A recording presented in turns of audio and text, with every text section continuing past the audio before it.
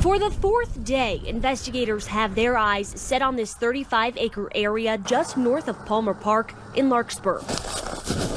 Digging, sifting, and poking through the snow to find any clue that could lead them to Gannon. Anything that has to do with Gannon's disappearance is very much of interest to the sheriff's office. Today, more than 100 members of search and rescue, FBI, K-9 units, and mounted crews on horses seemed to focus their search in one area.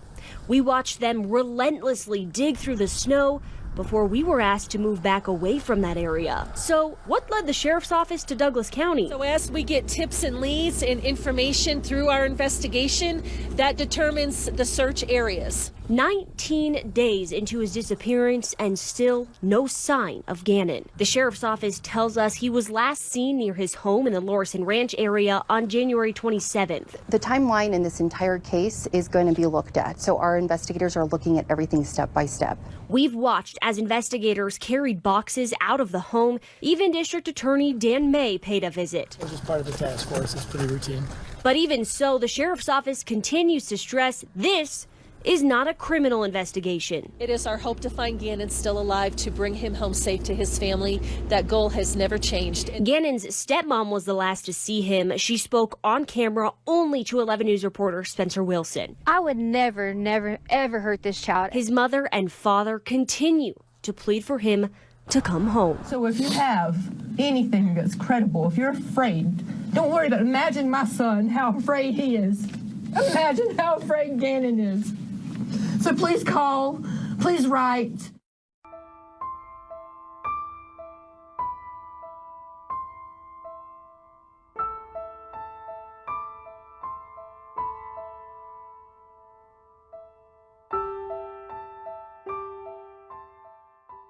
Midway through the day, deputies sent us back, away from the search efforts. That's when we saw this through the trees. Teams starting to physically dig, narrowing in on this one area.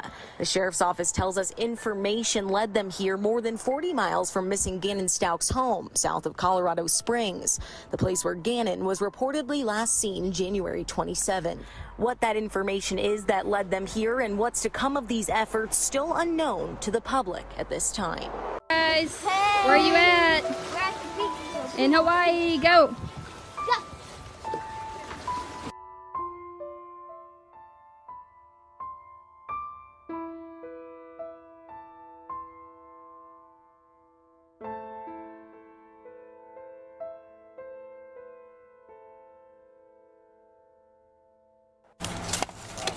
Some crews working single file, others side by side, probing the snow with probe sticks and shovels, looking for any telltale sign of Gannon Stauch. The 11-year-old Colorado Springs boy disappeared January 27th from his family's home in Lorison Ranch. Search and rescue crews have been out multiple times in good and bad weather. We've seen crews wrap up their search in one area, then wait for transport to another.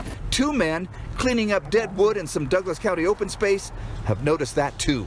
It's really insane the amount of cars that have been up and down, people in the bed of trucks traveling up to where they're searching for. A sheriff deputy helping with traffic control. The biggest thing is there's so much area up here. I mean, just right here, we're working up in Douglas County Parks and open space, and I don't even know how big this parcel is, but I mean, the area we've been working on is, 46 acres on its own. The El Paso County Sheriff says on Twitter they've received 516 tips to date and have 88 search crew members searching today. Spokeswoman Jacqueline Kirby said search and rescue crews may work through the weekend. It is our hope to find Gannon still alive, to bring him home safe to his family. That goal has never changed, and that is what we work for every day.